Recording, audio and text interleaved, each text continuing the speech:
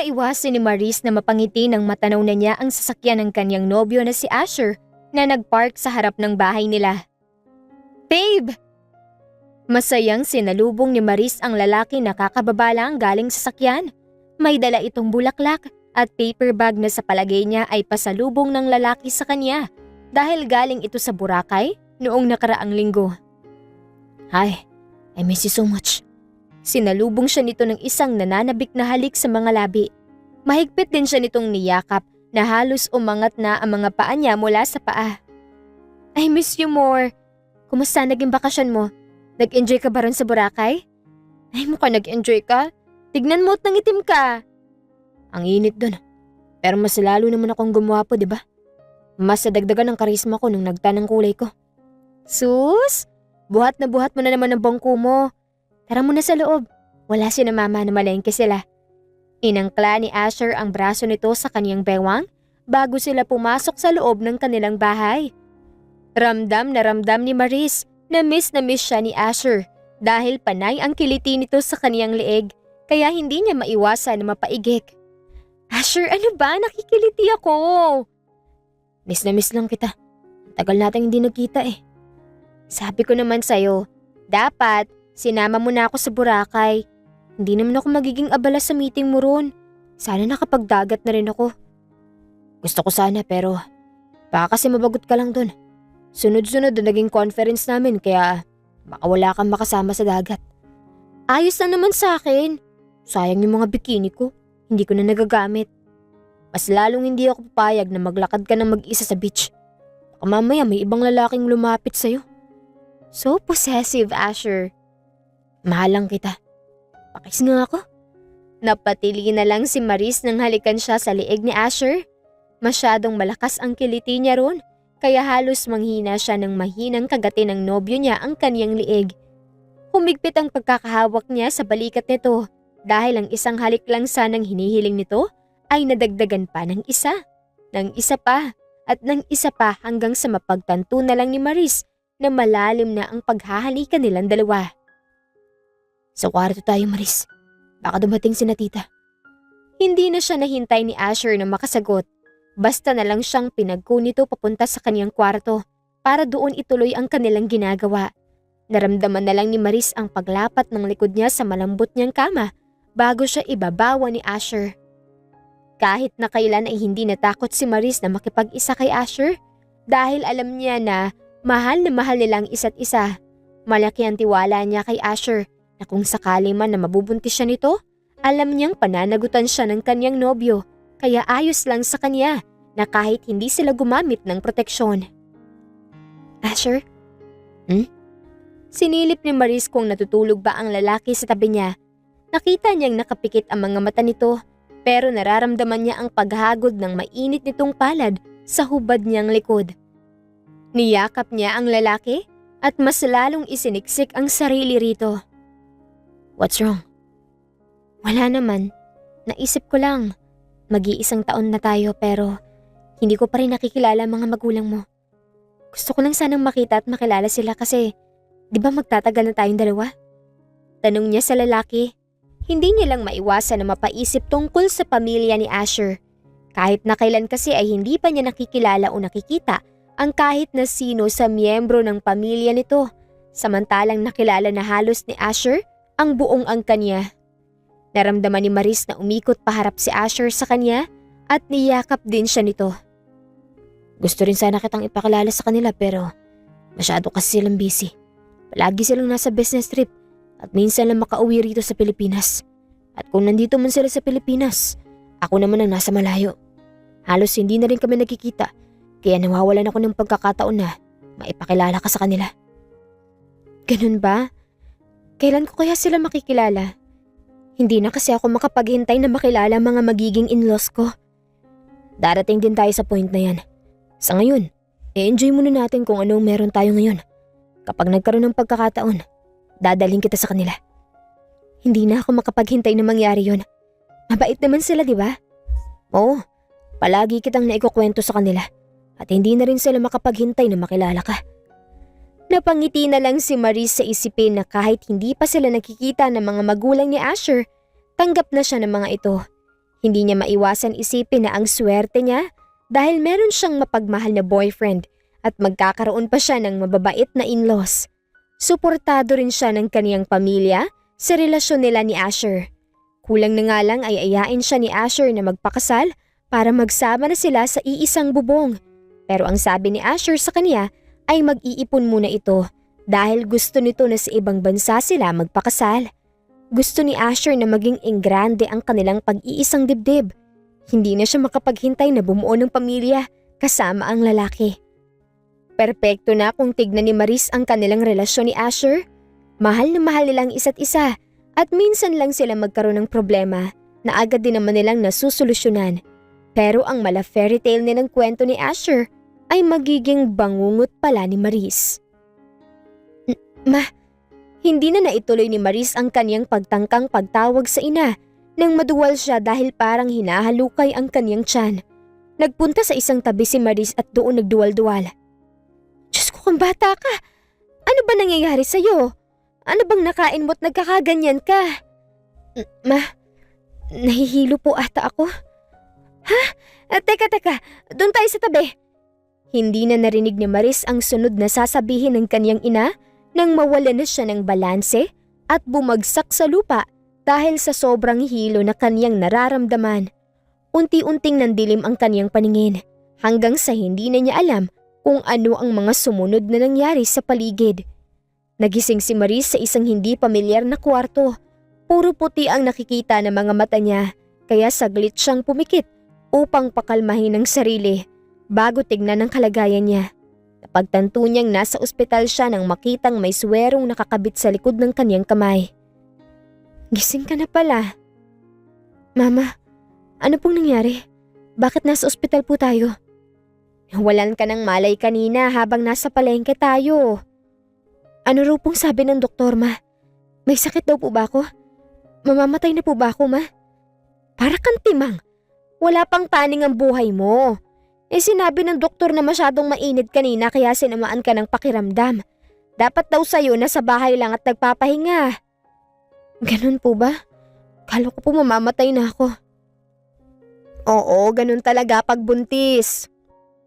Ganda sa mid sa sarili niyang laway si Maris nang marinig ang sinabi ng ina. Gulat siyang napatingin dito. Para siyang nabingi pa nung una nang marinig ang bagay na yun. Po? 6 na linggo ka na raw nabuntis. Dapat daw sa'yo hindi masyadong lumalabas ng bahay at nagpupunta sa mataong lugar dahil baka kung anong mangyari sa'yo dyan sa batang nasa sinapupunan mo. Mama, nanubig ang mga mata ni Maris habang nakatingin sa ina. Hindi niya alam ang kaniyang sasabihin dahil pinaghalong takot at kaba ang nararamdaman niya sa mga oras na yun. Hindi niya maintindihan ang sinisigaw ng kaniyang puso kaya naman napaluha na lang siya bago siya lapitan ng ina at yakapin. Huwag kang mag-alala. Magiging maayos ang lahat.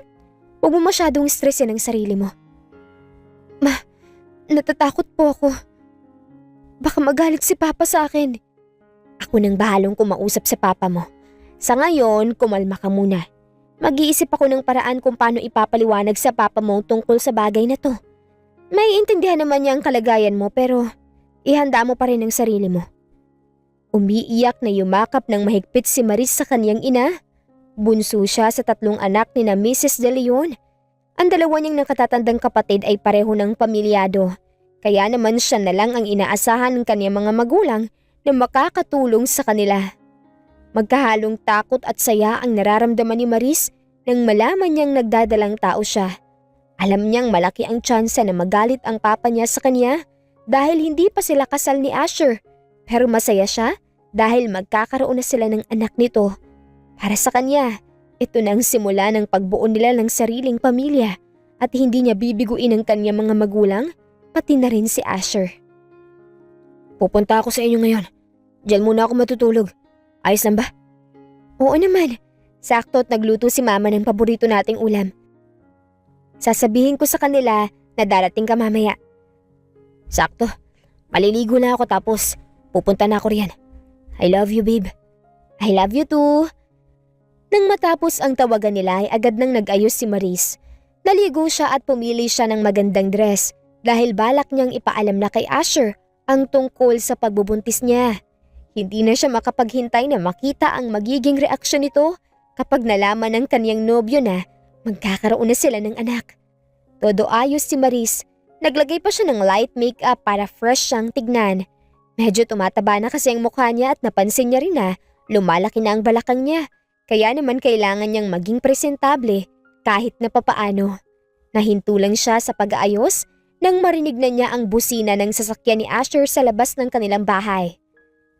"Maris! Nandiyan na ata si Asher! Pababa na po, ma!"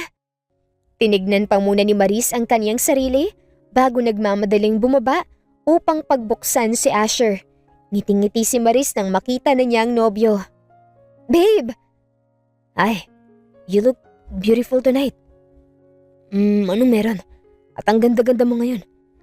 "Wala lang. Masaya lang ako ngayon, kaya nag-ayos ako." "Nagpapaganda ka lang sa akin eh." "Uy, hindi ah. Pero medyo-medyo na rin. Bagay ba sa akin yung dress?" "Oo naman. Wait, yan ba yung binili ko sa'yo nung nagpunta ako ng Macau?" "Oo. Sabi ko, susuotin ko to sa pinakamasayang araw ng buhay ko." Nakangiting wika ni Maris. Nakita niya ang bahagyang pagkunot ng noo ni Asher habang nakatingin sa kanya. Nagtataka siguro ang lalaki kung ano ang meron ngayon at sinuot niya ang dress na ito. Hindi mawala ang ngiti ni Maris habang nakatingin sa nobyo niyang walang kaalam-alam sa magandang balitang dala niya. "Anong meron? Parang kinakabahan ata ako." "Can you guess?" Panunokso niya pa rito. Handa na sanang sumagot si Asher nang may mauna na ritong iba. Nasa labas pa sila ng kanilang bahay kaya naman nagtataka si Maris kung sino ang tao na yon. Ang hula ko ay mahuhuli kong asawa ko at ang babae niya ngayon." Gulat na napatingin sina Asher at Maris sa nagsalitang babae sa likuran niya. Sopistikada at mataray ang mukha. Mas lalo pang naging mataray ito dahil sa kilay nitong nakataas habang nakatingin sa kanya. "Ha? Ano? Magandang gabi po. Kilala po ba namin kayo?" "Maris." Nagtatakang tumingin si Maris sa nobyo nang mabakasan niya ang kaba sa boses nito nang tawagin siya nito. Napansin din ni Maris ang pamumutla at pamamawis ng noo ni Asher at ang sunod-sunod na paglunok nito habang nakatingin sa babaeng nakaharap nila ngayon. "Bakit? Kilala mo siya, Asher?" "Maris, I'm sorry." Nagtataka si Maris sa nangyayari nang biglang magsalita ang babae. "Hindi mo alam?" "Ang alin po?" "Ano, Asher? Hanggang kailan ka makikipaglokohan sa babae na to? Kailan mo sasabihin sa kanya na isa siyang kabit at nanira ng pamilya?" Nanigas sa kanyang kinatatayuan si Maris nang marinig ang sinabi ng babae na kaharap nila. Hindi ito maproseso sa kanyang isip kaya naman tinignan niya si Asher ngayon na tensyonado na ang mukha. "Asher, ano yung sinasabi niya? Kilala mo ba talaga siya? Bakit sinasabi niya na asawa mo siya at kabit ako?" Tanong ni Maris dito na nanginginig ang mga labi habang nanlalamig ang bawat parte ng kanyang katawan. Pabilis din ng pabilis ang tibok ng kanyang puso dahil sa kaba at takot na lumulukob dito. "Maris, I'm sorry. Hindi ko sinasadya. Hindi ko alam." "Ano? Hindi mo alam na hindi kita mahuli?" "Please, Jane. Huwag kang maiskandalo rito. Nakakahiya." "Nahihiya kang mag-iskandalo ko rito? Samantalang hindi ka nahihiya sa ginawa mo? Napakakapal naman talaga ng mukha mo. Hindi ka na nahiya sa sarili mo. Pamilyadong tao ka na pero namingwit ka pa ng dalaga." Nagsisimula ng magtaas ang boses ng babae na nagpakilalang asawa ni Asher. Kaya naman napapaigtad na lang si Maris. "You're disgusting, Asher. Hindi ka nag-iisip.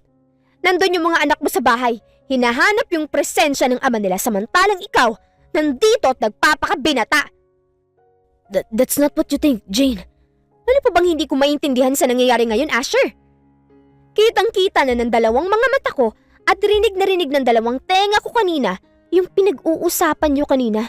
Kaya ano pa bang hindi magiging dahilan ko para tumalon ako sa konklusyon na itong haliparot na to ang kabit mo? Pwede bang kumalma ka muna? Nakakahiya kung maririnig ng ibang tao yung paghihimutok mo. At wala akong pakialam. Ayos nga na marinig nila para malaman nila kung gaano kayo kalandi ng kabit mong to. Napaatras na lang si Maris nang duruin siya ng babae. Napapaiwas na lang siya dahil baka masaktan siya at mapahambak sila ng baby niya. Huwag mong saktan si Maris. Sige, protektahan mo pa yung kabit mo.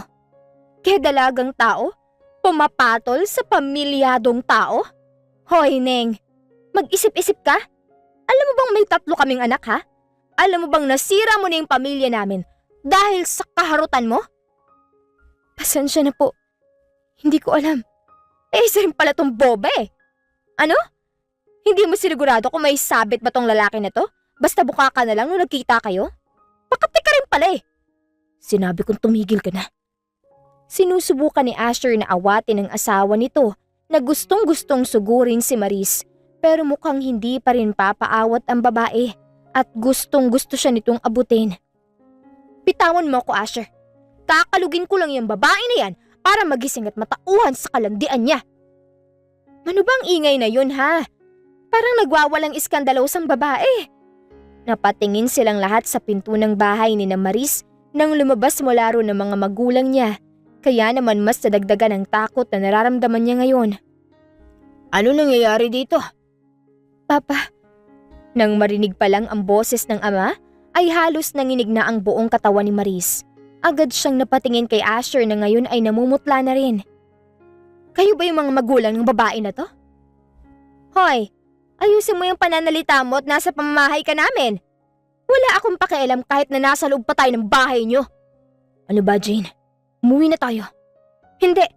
Hindi ako uuwi hanggang hindi natuturuan ng leksyon ng mga makakate.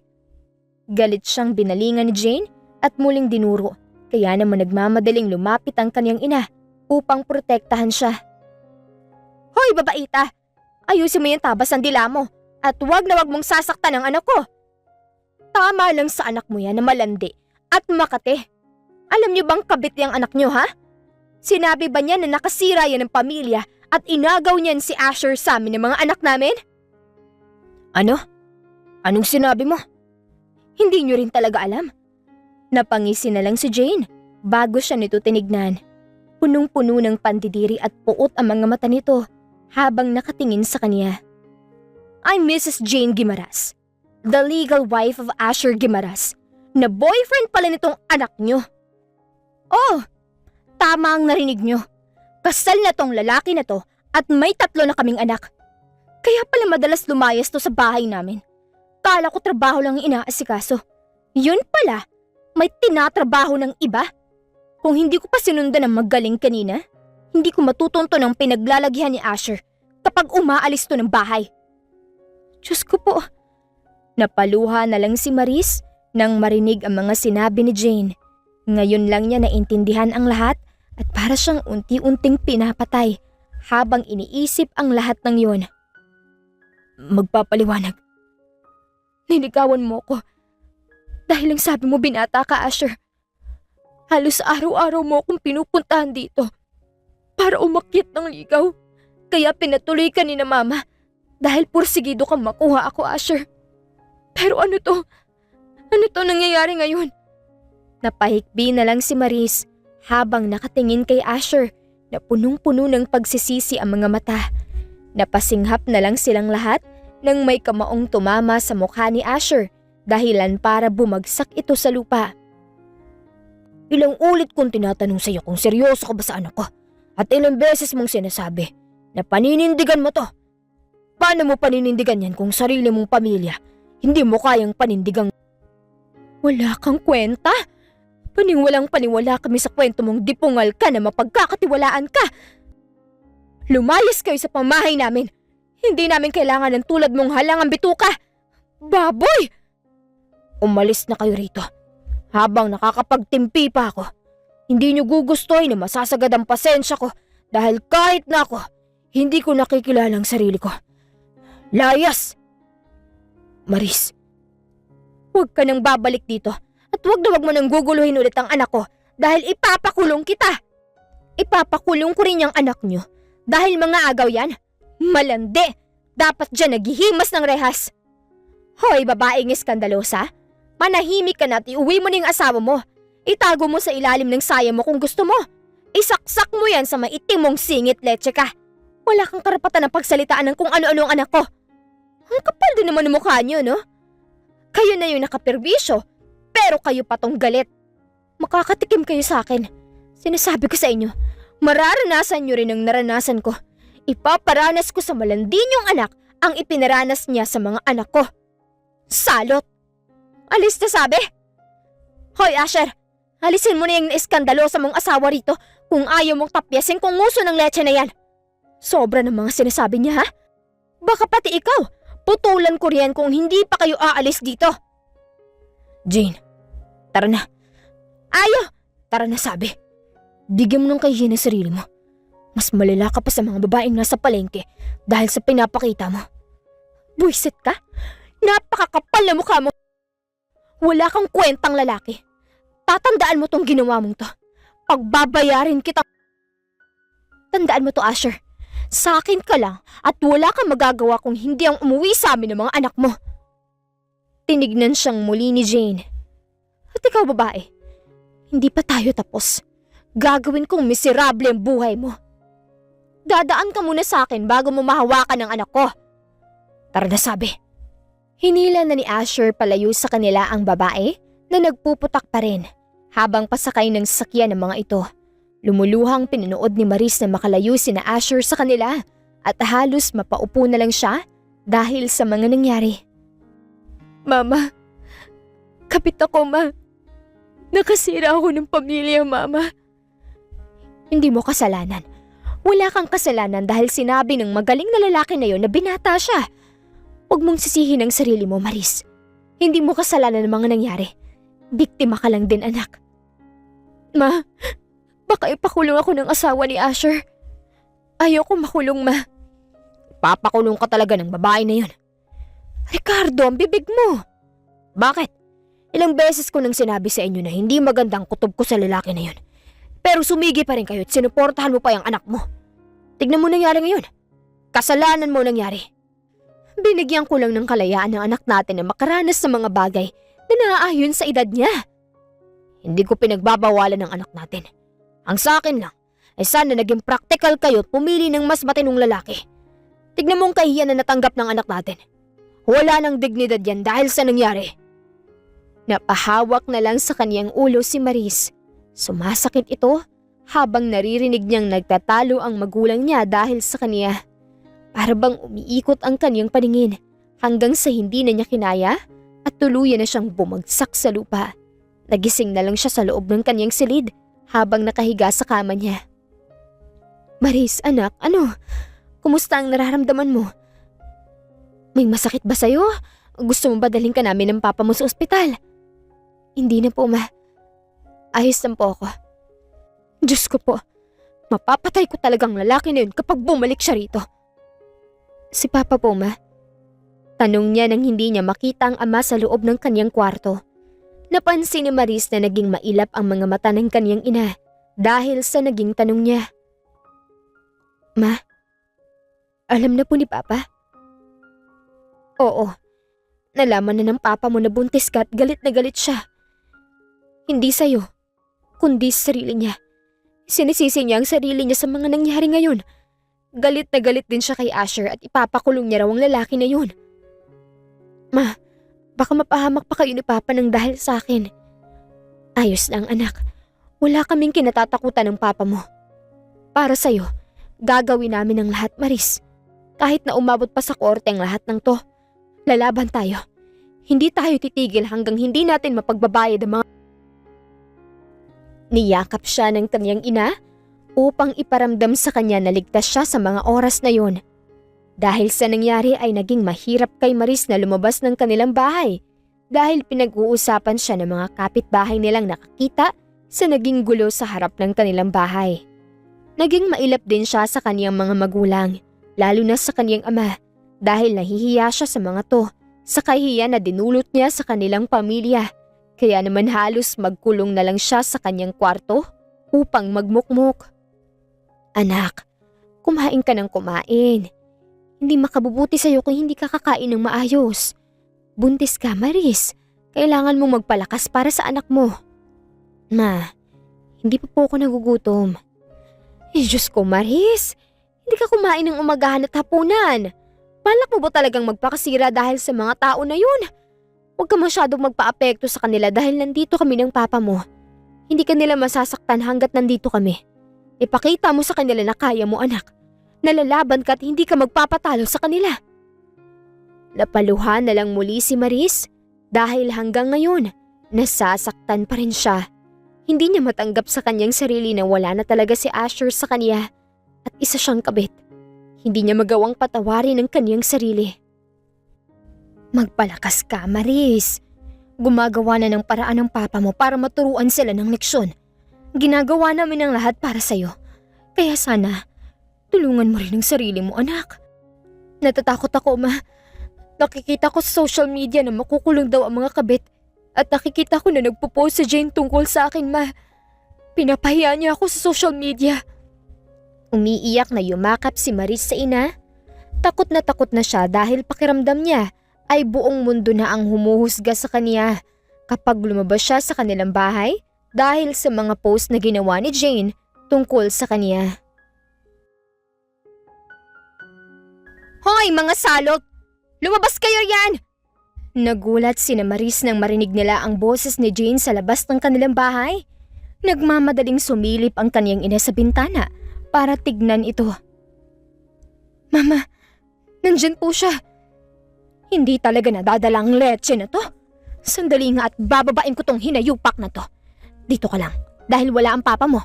Ako na lang ang haharap sa babae na yon. Hindi na nagawang mahabol ni Maris ang ina dahil nanakbo na ito palabas ng kaniyang kwarto. Labis ang takot na nararamdaman niya habang naririnig ang galit na boses ni Jane sa labas ng kanilang bahay. Pero nag-aalala rin siya sa kaniyang ina. Kaya naman kahit na nanghihina ay lumabas si Maris para sundan din ang kaniyang ina. Maninira ng pamilya! Lumabas kayo riyan at ilabas niyo ang tapang niyo, mga lintik kayo! Hoy, hindi ka pa rin ba titigil, ha? Sinabi ko na nga wag na kayong babalik dito at lubayan niyo ng anak ko. Hindi ka pa ba naligayahan sa pag-post ng kung ano-ano sa social media tungkol sa anak ko, ha? Yan! Nakikita niyo ba yan? Yan ang nanay ng malanding babae na sumira sa pamilya namin. Nanlaki ang mga mata ni Maris nang makita niyang may hawak na kamera si Jane at naka-video ito habang nakatutok sa mukha ng kanyang ina. Lakas ng loob, di ba? Sila na nga tong nakapirwisyo. Sila pa tong matatapang at malalakas ang loob. At para saan naman ang video? Para ipahiya kami? Hala siya! Ay kung dyan ka masaya. Pero siguraduhin mo lang na kaya mong panindigan yung pinagagawa mo, ha? Tignan nyo, ang kapal na mukha, di ba? Hoy, tanda, hindi ikaw ang kailangan ko. Ilabas mo yung malandi mong anak. Siyang kailangan ko para ipakita sa buong mundo kung gaano siya kakati at dapat iwasan. Aba! Hoy! Ipapaalala ko lang sa'yo na pagmamay-ari namin ang tinatapakan mo ngayon. Pwedeng-pwede ka namin kasuhan sa pinagagawa mong yan. Trespassing ka! Ay go! Gusto niyo bang umabot pa tayo sa korte? Sige, hindi ko kayo uurungan. Aray ko! Ano ba? Halos masubsob si Maris kasilip sa pinto nang marinig niyang sumigaw si Jane na para bang nasasaktan ito. Nangunot ang noo niya nang may lalaki na nakatayo sa harap nito habang hawak-hawak ang kamera na dala nito. Hoy! Ibigay mo nga sa akin yan! Taking videos of someone without their consent is punishable under the Anti-Photo and Video Voyeurism Act, RA 9995, the Cybercrime Prevention Act, RA 10175, and the Data Privacy Act, RA 10173. While entering another person's home or property without permission is considered trespassing under the revised penal code. Articles 280 to 281. Both acts are violations of privacy and rights, and anyone caught doing them may face criminal charges. Napaawang na lang ang mga labi ni Maris habang pinapanood ang lalaki na basahan ng mga Republic Act sa Jane na natameme bigla dahil sa daming sinabi ng lalaki habang kinakalikot ang kamera nito. Now tell me, kapag umabot tayo sa korte, kaya mo bang manalo laban sa amin? Ngayon pa lang, ang dami mo nang nilabag sa batas. Baka mabaliktad ka at ikaw pang makulong. Sino ka ba? Kala mo ba? Matatakot mo ako sa ginagawa mong yan? Hoy! Kaya rin kitang kasuhan. I'm not scaring you. I'm just telling you kung ano mga kakaharapin mong kaso dahil sa ginagawa mo ngayon. Balita ko kinausap ka na ng mga tao rito na huwag ka nang babalik dito. But look, what you have done. You're invading their privacy and you're sharing it on social media without their consent. Sino sa palagay mong mas malala ngayon? Hindi nakapagsalita si Jane at nakatingin lang ito sa lalaki na nasa harap nito. Mukhang nasindak ito at napaatras ng ilang ulit. Ano ka ngayon? Ilabas mo yung tapang mo kanina. Babalik ako. Tandaan nyo yan. Tawagin nyo na ang lahat ng santo na kilala nyo dahil ipapakulong ko kayo. Kuhanin nyo ng pinakamagaling yung abogado dahil sa korte tayo maghaharap-harap. Shh, hindi na kailangan yan because there are lawyers here. I'm Attorney Nico Ledesma and I hope we will see each other in court. Wala akong pakialam. Matatalo ko kayo. Tandaan nyo yan. Hindi ako titigil hanggat hindi ko natuturuan ng leksyon ng haliparot na babae na yon. Tanga, mas malala ka sa anak ko. Iskandalosa. Nagmarat siya na paalis si Jane, kaya naman nagmamadaling lumabas si Maris para puntahan ang kanyang ina. Ma, ayos ka lang po ba? Sinaktan ka po ba ni Jane, Mama? Bakit ka lumabas?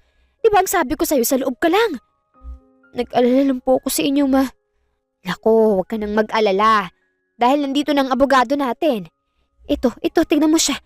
Nakikilala mo ba yung lalaki na yan? Iniharap siya ng kanyang ina sa lalaki na nakatayo at matamang nakatingin sa kanyang harap. Tumaas ang isang kilay nito habang nakatingin sa kanya. Nangunot ang kanyang noo habang tinititigan niya ang mukha ng lalaki dahil parang pamilyar ang mukha nito sa kanya. Nako, hindi mo na naaalala no? Gwapong-gwapo na kasi at abogado na ngayon. Ma, sino ba yan? Si Nico, yung inaanak ng papa mo. Madalas dito sa atin niya nung bata pa kayo dahil palaging wala ang mga magulang niya kaya iniiwan mo na siya sa atin.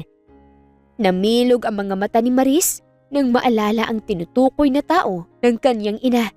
Gulat na napatingin si Maris sa lalaki na kaharap nila ngayon. Nico? Ikaw na ba yan? Maris, what happened to you? Hindi maintindihan ni Maris ang kanyang gagawin nang makilala niya ang magiging abogado nila. It was his childhood friend, Nico Ledesma. Hindi niya inaakala na ang dating uhugi na bata ay magiging isang makisig na abogado. Nahihiya tuloy siya para sa kanyang sarili dahil pakiramdam niya wala pa rin siyang nararating sa kanyang buhay kahit na halos magkaedad lang sila ni Nico. Hindi namin alam na may asawa at anak na yung si Asher nung niligawan niya tong dalaga namin. Kaya pinatuloy namin sa bahay dahil mukhang porsigidong makuha si Maris. Ang kaso, may sumugod na babae rito. Yun bang babae kanina? Yun ang misis ni Asher at nung nalaman na si Maris ang kinakalantari ang babae ng asawa niya, aba, hindi na tinigilan ng anak namin na guluhin at takutin. Hanggang sa social media kamo ay nagkakalat yung babae na yun. I see. Ang batas na adultery ay gumagana lang kapag alam ng kabit na may asawang partner niya. Pero base sa kaso ni Maris, malinis ang side niya at walang mahahabol ang legal wife sa kanya. Instead, Jane Guimaras will face a lot of criminal charges. Yun! Buti nga sa babae na yun. Parang nakahinga ng maluwag si Maris nang marinig ang sinabing yun ng kanyang kababata. Gagawin natin ang lahat, Nico. Lalong-lalo na yung Asher na yun. Hindi lang pamilya niyang sinira niya, kundi pati na rin ang buhay ng anak ko. Opo, Ninong. Gagawin ko ang lahat para maayos ang gulo na to. Salamat ng marami sa iyo, iho. Napakalaking utang na loob ng bagay na to. Wala po yun, Ninang. Para po kay Maris. Gagawin po natin ang lahat. Tinignan siya ni Nico. Hindi ito nakangiti at hindi rin ito nakasimangot sa kanya.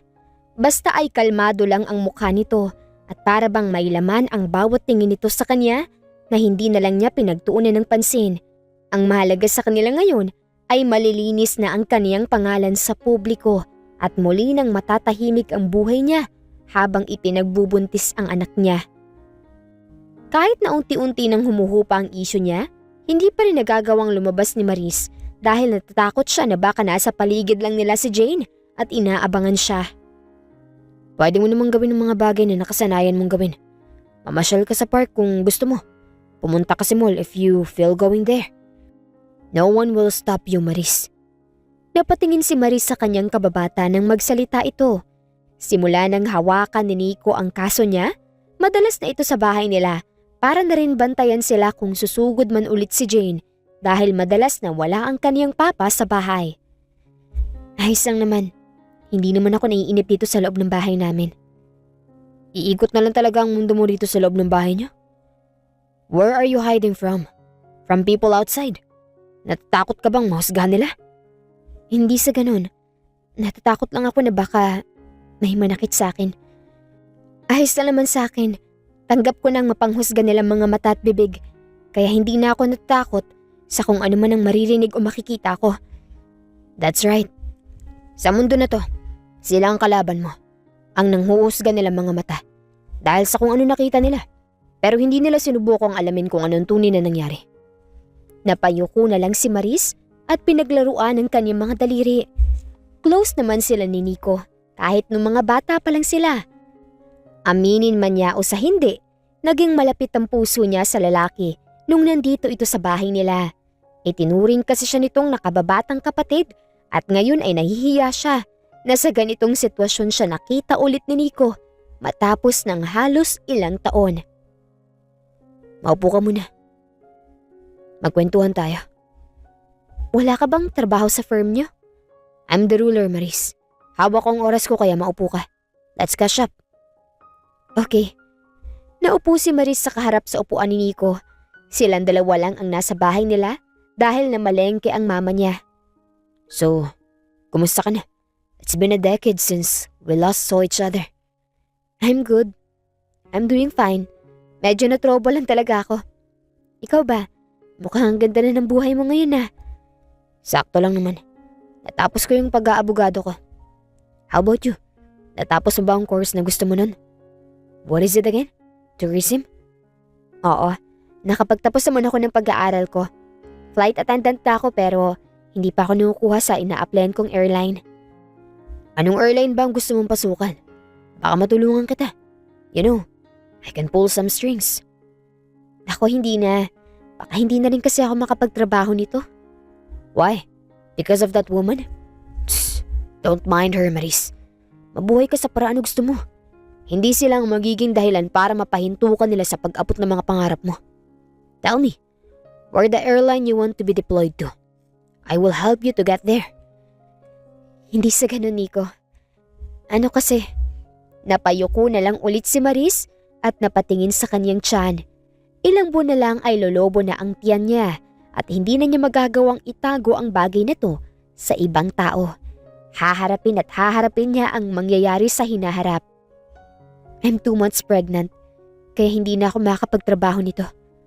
Pagsasabi niya ng totoo sa kausap, katahimikan ang namayani sa pagitan nilang dalawa. Mukhang nagulat din si Nico sa sinabi niya at hindi agad nakapag-react. Kaya naman tinignan niya ito at nakita niyang blanko ang mukha na nakatingin ito sa kanya. Kung ganun totoo nga. Nabuntis ka ng lalaki na yun. Tanging tango na lang ang naisagot ni Maris sa kausap. Paano ang gagawin mo ngayon yan? Alam niya na bang tungkol sa pagbubuntis mo? Hindi. At wala rin akong balak na ipaalam sa kanya. Dahil baka mapatay na ako ng asawa niya. Ayaw ko rin lumaki ang anak ko na namamalimos ng atensyon sa ama niya kaya mas pinili ko na palakihin na lang siyang mag-isa. Ganda ng plano mo. Pero gusto mo ba? Ako na lang ang tatay niyan. Kandasamid sa sarili niyang laway si Maris dahil sa naging tanong ni Nico. Gulat niyang tinignan ang lalaki para makita kung nagbibiro ba ito o ano.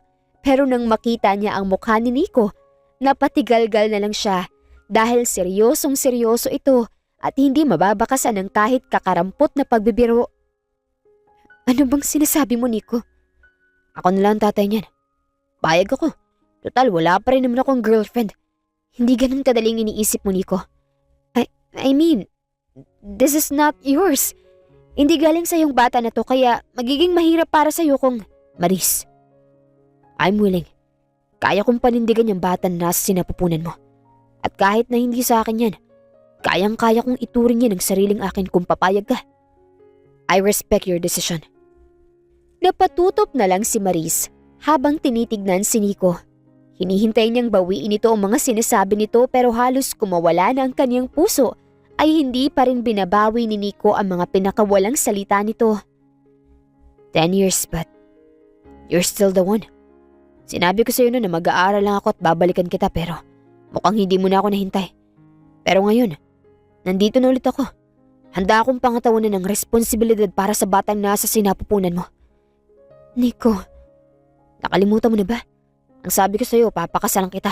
Kaya nagporsige akong maging isang abogado para kapag nagkita ulit tayo, may pagmamalaki na ako. I'm a year late but I can get you, Maris.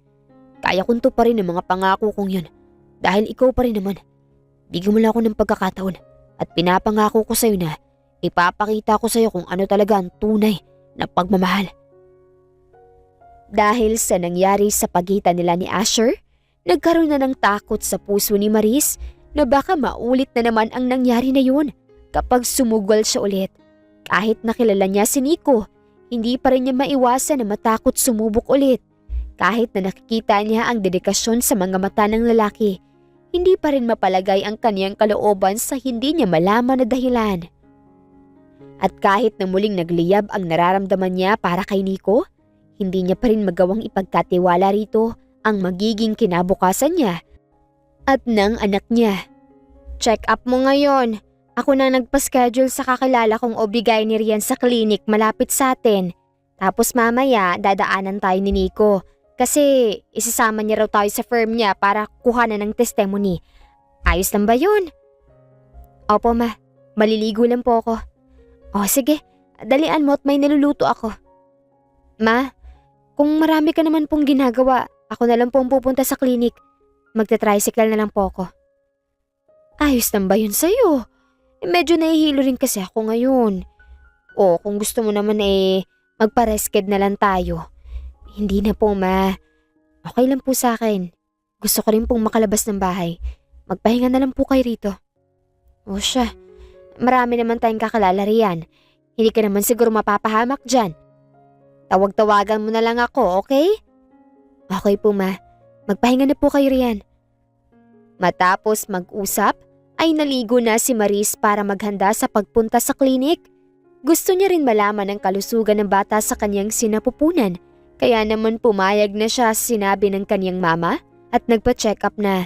Nang makapagbihis ay lumabas na siya ng bahay nila at naglakad papunta sa klinik. Pakiramdam ni Maris ay pinagmamasdan siya ng mga tao sa kanyang paligid at pinag-uusapan habang naglalakad siya. Kaya nanatili lang siyang nakayuko at hindi tumitingin sa kahit na kanino.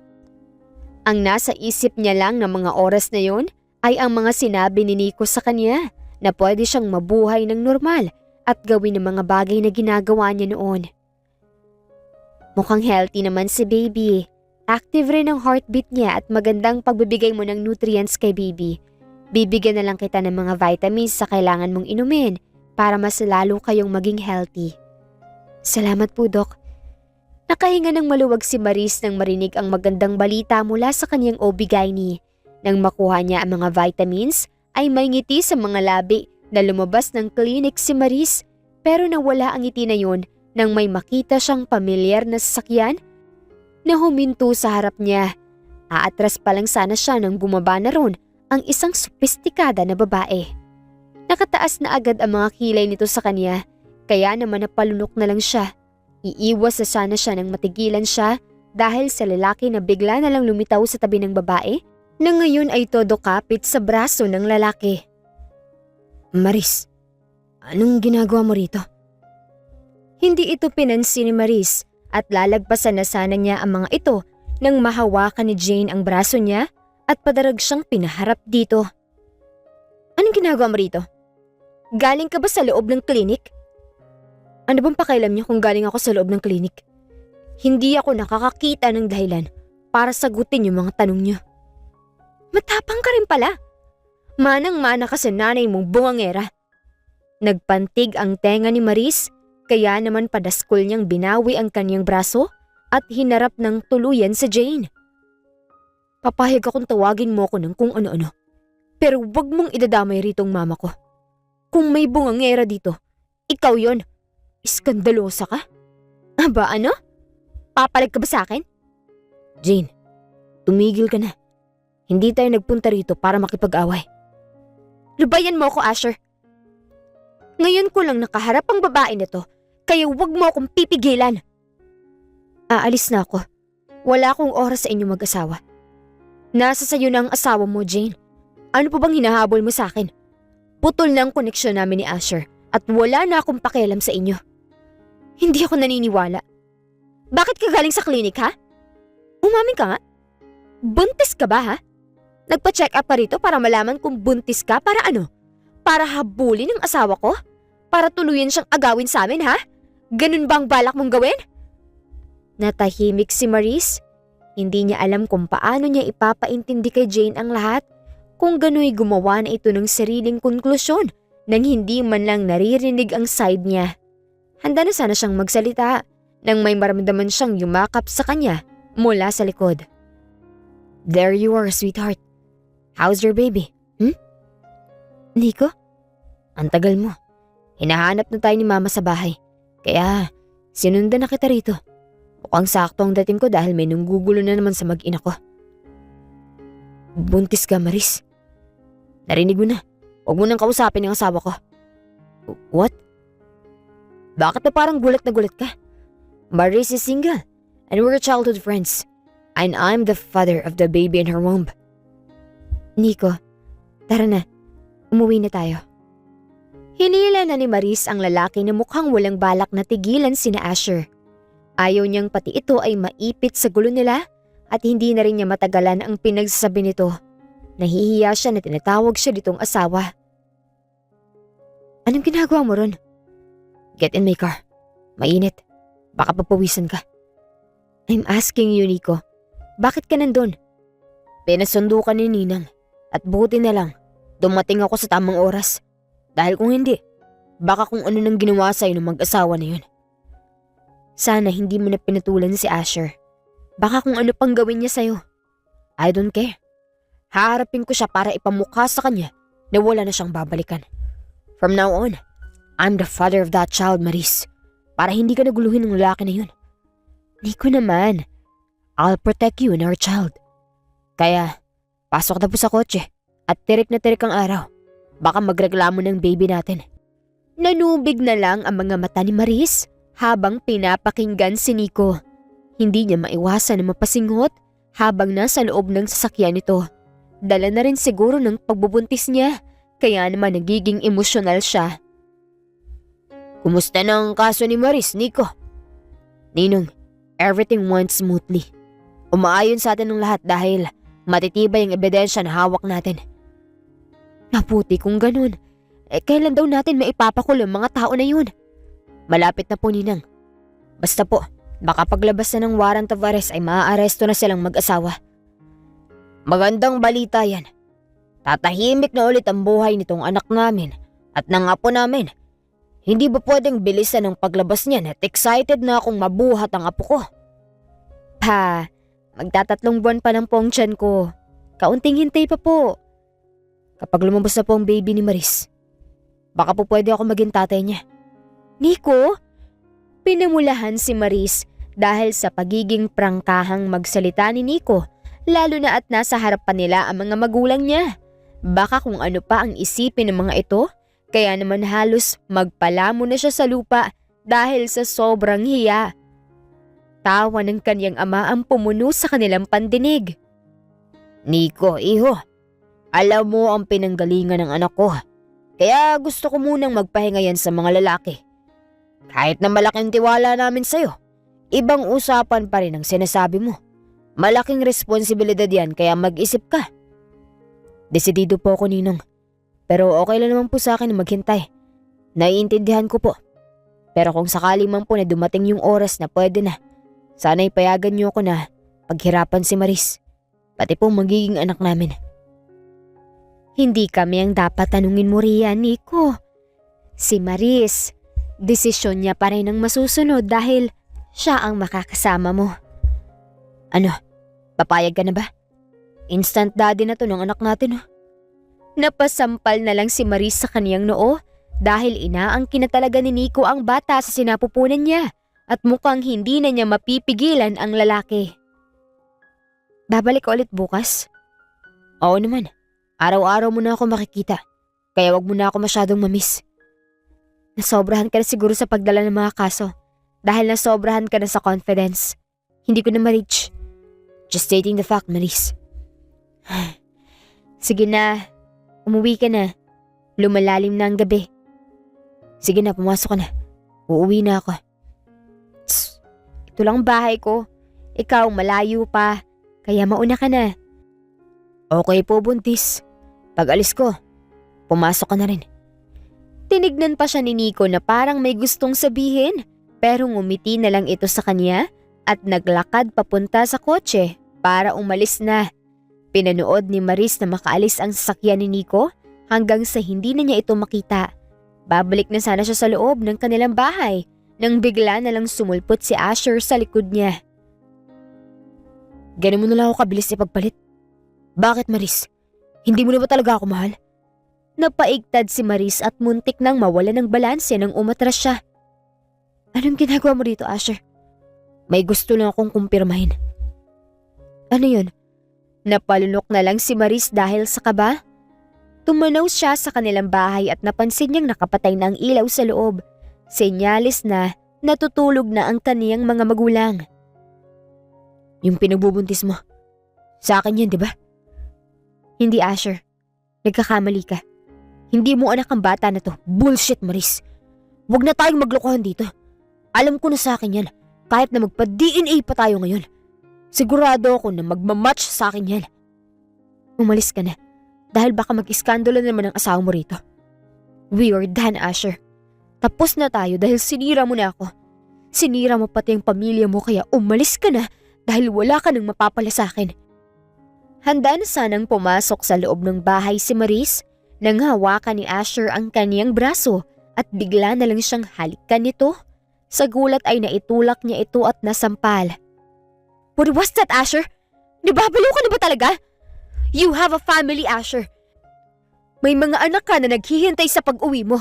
Tapos hahalikan mo ako? Where's your brain, Asher? Gusto ko lang sabihin sa'yo na ikaw ang mahal ko at ikaw ang pipiliin ko. Handa akong iwan si Jane para sa'yo, Maris. Kaya ko silang talikuran, lalo na't magkakaanak na tayo. I can do that for you, babe. You're crazy, Asher. Baliw ka na. Naririnig mo pa bang sarili mo? Naiintindihan mo bang sitwasyon natin ngayon? Pamilyado ka ng tao at may mas nauna na sa akin. Hindi na kita kailangan dahil kaya ko.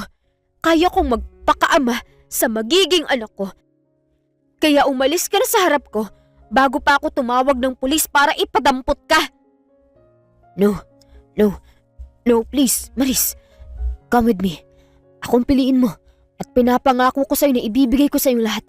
Gagawin kitang reyna, kaya sa akin ka na lang sumama, Maris. Ako, ikaw, at ang magiging anak natin. Titira tayo sa malayo at hindi natin sila isasama. Ayoko.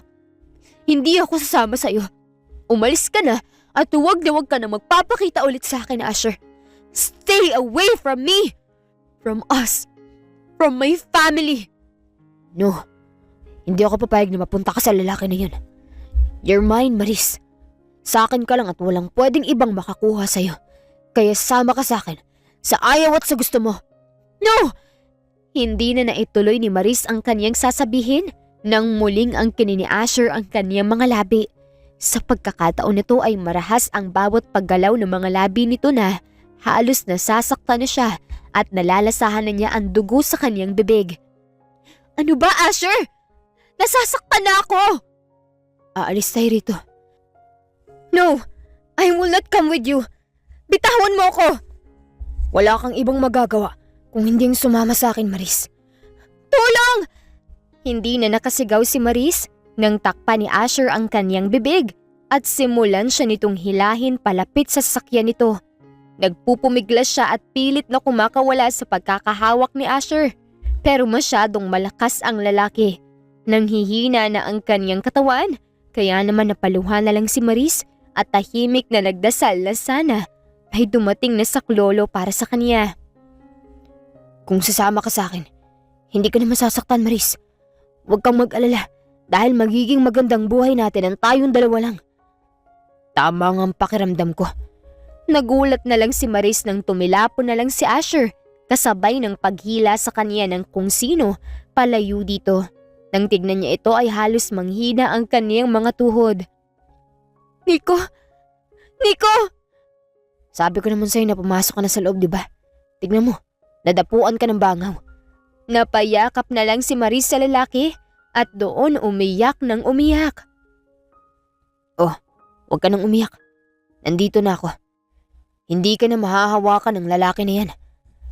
Hoy, ibigay mo sa akin si Maris. Sa akin siya. Ibigay mo sa akin yan.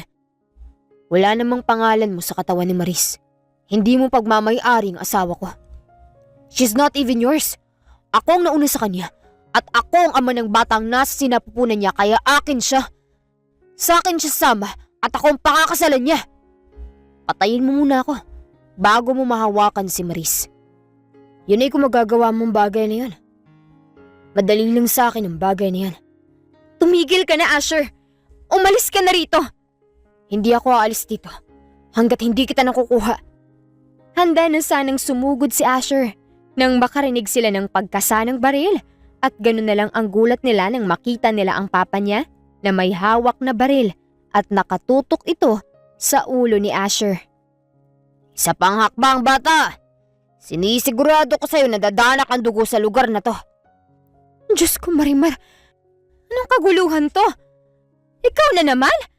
Sinabi na naming lumayo ka na sa anak namin, di ba? Tita, gusto ko lang naman pong makuha si Maris kasi buntis siya, tita. Ako yung daddy ng baby niya, di ba po? Hoy! Huwag mo ako matita-tita dahil wala akong kamag-anak na hayop! Umalis ka na. Hintayin mo na lang mga pulis bukas o di kaya magtago na kayo ng asawa mo dahil sisiguraduhin ko na mabubulok kayo sa kulungan. Hindi pwedeng mangyari yun. Di ba, Maris? Sabi mo mahal mo ako. Kung mahal mo ako, sa akin ka sumama, Maris. Akong piliin mo. I don't love you anymore, Asher. May pamilya ka. Sa kanila mo ibuhos ang pagmamahal na sinasabi mong yan. Minahal kita dahil ang akala ko, totoo ang pagmamahal mo. But I'm wrong. That's not love. That's an obsession, Asher. Baliw ka. Hindi. Mahal mo ako, Maris. Sabihin mo na mahal mo pa ako. You heard her. Leave and never come back. Oh wait, hindi mo na rin pala magagawang makabalik dahil makukulong ka na. Hindi nyo na magugulo si Maris. And you should trust my words. Kahit nakuhanin nyo pa ang pinakamagaling na abogado sa buong Pilipinas. Sisiguraduhin kong hindi kayo mananalo sa akin. Hindi natin masasabi kung kailan tayo magmamahal ng isang tao. Hindi rin natin malalaman kung kailan tayo masasaktan ng dahil sa pag-ibig. Ang tanging makakapagdesisyon lang ay ang ating puso. Pero kadalasan ay kailangan din nating gamitin ang ating isip upang makapili ng taong mamahalin natin nang sa gano'y hindi tayo mapahamak. Anong masakit sa'yo? Yung balakang ko. Sabi ko naman sa'yo, ako na lang ang mamimili ng gamit ng baby natin. Pinukol ng masamang tingin ni Maris si Nico dahil sa sinabi nito. Nananakit na ang balakang niya dahil sa tiyan niyang nakalobo na talaga. Tapos, sinasabayan pa siya nitong si Nico kaya mas lalo siyang naiinis. Anak ko rin to, kaya may karapatan din siguro ako na mamili ng mga magiging mga gamit ng anak ko, di ba? Galit ka ba? Joke lang naman eh. Dalian na lang natin para makauwi na tayo. Gusto ba munang kumain bago umuwi? Oo, nagugutom na rin ako. Ang dami mo kasing inikutan kanina. Maglalakad na sana sila nang matigilan sila dahil may babaeng humarang sa kanila. Humigpit na lang ang pagkakahawak ni Maris sa braso ni Nico nang mapagtanto niya kung sino ang nasa harap nila. Ilang buwan na ba simula nung huli nilang makita ang babae? Hanggang dito ba naman? Hindi ako nandito para manggulo. Nandito ako dahil gusto kong makausap kayo. Nagkatinginan sila ni Nico. Nagmamadali kami. Ano, hanggang ngayon iiwasan niyo kami? Ganyan na ba kayo kawalang puso ha, Maris? Ganyan ba katigas ang puso niyo? Para hindi marinig ang sinasabi namin? Jane, nasa public tayo, mahiya ka. Hindi ako mahihiya hanggat hindi niyo kami kinakausap. Anong gusto mong gawin ko, Maris? Kailangan ko bang lumuhod sa harap niyo para iurong ang kaso sa amin ni Asher? Kailangan ko pa bang lumuha para lang kausapin niyo kami? Bakit ba kung makaasta ka parang kasalanan pa namin na nangyayari sa inyo? Bakit sa pananalita mo? Para bang kami pang dahilan kung bakit nakakulong ngayon si Asher? Kagagawan niyo yan, Jane. Ginusto niyo ang bagay na yan. Maris, calm down. Makakasama sa'yo yan. No, Nico. I'm done with them. Bakit parang mali pang ginawa natin sa kanila? Eh sila nga tong may mas malaki pang kasalanan sa atin, di ba? They ruined my life. Sinira nila yung buhay ko. Ipinahiya nila ako sa kahit na anong paraan na alam nila. Kaya dapat lang sa kanila yan. Luluhod ako! Luluhod ako para patawarin mo kami, Maris. Iurong mo yung kaso sa amin dahil walang may iwan sa mga anak namin. Pareho kaming makukulong ni Asher, Maris. Pwede bang umalis ka na? Tapos na ang usapan. Tuloy na ang kaso kaya wala na tayong dapat na pag-usapan pa. Nakikiusap ako, Maris. Ayos lang sa akin kung kailangan ko pang halikan ng mga paa mo, basta huwag mo lang ituloy ito.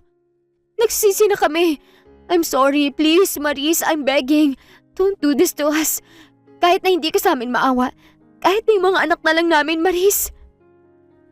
Napatutop si Maris nang dahan-dahan na lumuhod sa kanilang harapan si Jane habang lumuluha ang mga mata nitong nakatingin sa kaniya. Dahil sa ginawa ng babae, maraming tao ang natuon ng atensyon sa kanila. I know nagkamali kami ni Asher, Maris.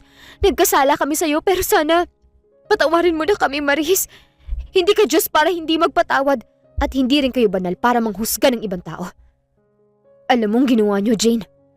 Kung tutuusin, hindi lang dapat ganyan ang nararanasan niyo dahil kulang na kulang pa, Jane. Yung trauma na binigay niyo sa akin, hindi pa rin nawawala. Alam mo ba yung pakiramdam na palagi kang husgahan ng mga tao sa tuwing lalabas ka ng bahay, ha?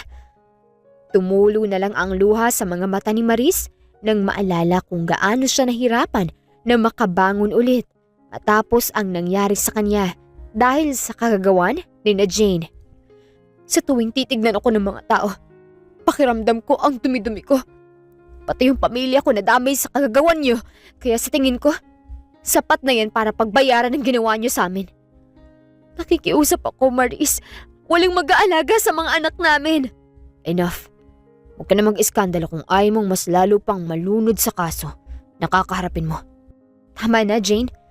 May kanya-kanya na tayong buhay at may kanya-kanya rin tayong problemang dinadala. Kaya tama nang minsang nasaktan natin ng isa't isa. Hindi to paghihiganti. Ginagawa ko lang ang sa tingin ko ay tama. Hanggang hindi kayo nakakaranas ng parusa. Hindi nyo makikita ang pagkakamali nyo kaya pasensya na pero hindi namin iuurong ang mga kaso. Lalaban kami at ipaglalaban ko ang karapatan ko bilang isang tao. Maris, sana naisip nyo ang kaharapin nyo sa naging desisyon nyo. Awang-awa kayo sa sarili nyo. Bakit? Nung sinisira nyo ang buhay ko? Nakaramdam ba kayo ng awa sa akin? I was pregnant. Naiintindihan mo ba yon? Buntis ako ng mga panahon na winawasak nyo ang buong pagkatao ko. Hindi nyo naisip yun. Dahil ang mahalaga sa inyo ng mga oras na yun ay masatisfied ang nag-aalab na galit sa puso nyo. Maris, enough. Let's go. Uuwi na tayo. Sana naisip nyo yun, Jane. Sana maging aral sa inyo naging consequences nyo. Magtanda na kayo. Lalong-lalo na yung asawa mo. Baka mas malala pa sa akin ang makaharap nyo sa susunod. Okay na, Maris. Kumalma ka na. Baka kung anong mangyari sa anak natin. Maingat siyang inakay ni Nico papunta sa parking lot habang pinapakalma siya dahil iyak pa rin siya ng iyak. Nahihirapan siya dahil gusto niyang iurong ang kaso pero kapag naiisip niya ang pinagdaanan niya, nilalamon ng galit ang kanyang puso. Okay, calm down, Maris. They hurt me so much, Nico. Tama lang sa kanila yun, di ba? Oo, tama lang yun sa kanila. Kaya tahan na. Baka maging iyakin si baby natin. Nico, huwag mo akong iiwan ha. Hindi ko nakakayanan kung iiwan ulit ako ng taong mahal ko. I promise you, as long as I'm here, hindi ka nila masasaktan. Mahal na mahal kita, Maris. Hindi kita iiwan. Kayo ng magiging anak natin. Mahal na mahal kita, Nico. Niyakap ni Maris si Nico ng mahigpit. Marami na silang pinagdaan ng dalawa sa nakalipas na ilang buwan. Hindi umalis si Nico sa tabi niya noong mga panahon na malapit na niyang sukuan ang kaniyang sarili. Si Nico ang naging lakas niya noong mga araw na mahinang-mahina na siya. Kasama niya si Nico sa mga naging laban niya. Matapos nilang ilaban ang kaso para kina Asher at Jane, ay nakamtan nila ang hustisya. Nakakulong ang mag-asawa dahil sa patong-patong na kasong kaharapin ng mga ito. Aaminin ni Maris na mahina siya at hindi niya kakayanin ang lahat ng to kung walang taong naniniwala sa kanya. Mahirap ang bawat laban na ating kakaharapin. Minsan, matatalo, pero minsan ay mananalo. Hindi naging madali ang laban ni Maris, pero dahil ipinaglalaban niya ang kanyang karapatan bilang isang tao at pumanig siya sa alam niyang tama, nasuklian ang lahat ng pagtitiis at pagsasakripisyo sa lahat. Wakas, maraming salamat po sa inyong pakikinig. Kung nagustuhan niyong kwento, please leave a like, comment, share, and subscribe to my YouTube channel. This is Miss Hanalet here in Miss Teen Stories. Hanggang sa muli, paalam!